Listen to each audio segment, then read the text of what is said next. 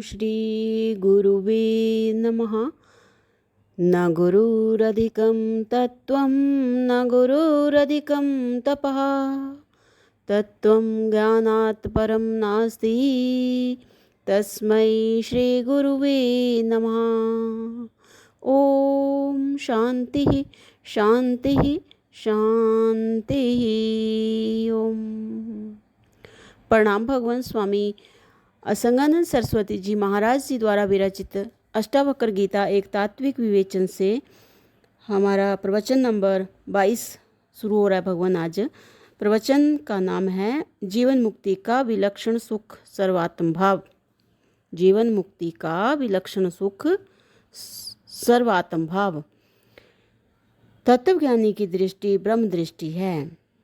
ब्रह्म रूप में वह सर्वत्र अपनी शांत सुख रूप ज्ञान स्वरूप आत्मा के ही दर्शन करता है। ब्रह्म ज्ञान होने पर सब प्राणी मात्र जड़ चेतन पशु पक्षी आदि आत्म स्वरूप हो जाते हैं। ब्रह्म के बोध होने तक जगत ब्रह्म स्वप्नवत होता है। ब्रह्म के बोध होने तक जो है जगत ब्रह्म स्वप्नवत होता है। प्रबोध काल में स्वप्नवत जगत का भ्रम निवृत्त हो जाता है। नानत्व के जिस स्वप्न में अनेक जीव हैं वह स्वप्न टूट गया। जगत सत्य है अथवा जगत एवं जीव का नियंता कोई पृथक है, यह भ्रम निवृत्त हो गया। केवल अखंड अविनाशी परिपूर्ण अपना आत्मा ही शेष रह गया। मुनि अष्टावक्र जी उसी तेजोमय आत्मस्वरूप को नमस्कार करते हैं जिसके ज्ञान होते ही जगत भ्रम स्वप्न की तरह मिथ्या प्रतीत होने लगता है। संसार में धनासक्ति, देह गेह में ममता और अनेक प्रकार के भोग उपयोग आत्मज्ञान में बाधक हैं। संसार में धनासक्ति, देह गेह में ममता और अनेक प्रकार के भोग उपयोग आत्मज्ञान में बाधक हैं।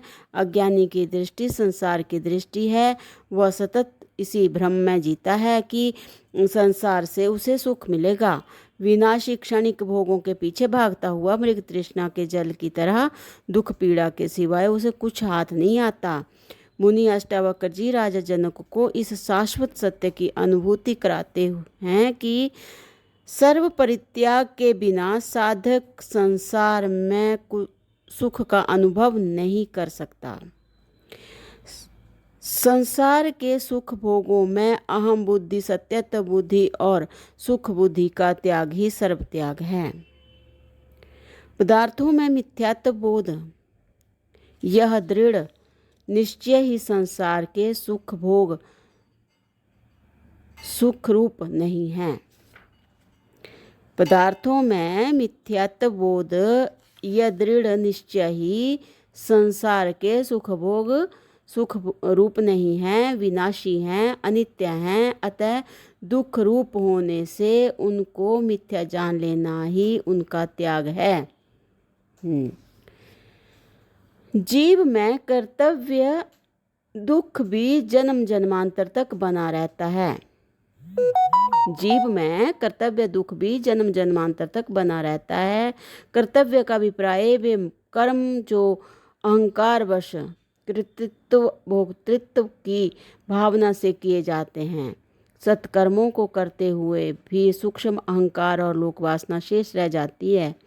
तत्वबोध के बिना शांति की शीतल धारा का इसे अनुभव नहीं हो सकता। इसलिए मुनि जी राजा जनक को कहते हैं। तो यहाँ पे भगवान मंत्र है 18-4। तो इसकी विस्तृत व्याख्या जो है वो हम अगले सत्संग से लेते हैं। प्रणाम भगवान। ओम शांति शांति शांति। ओम।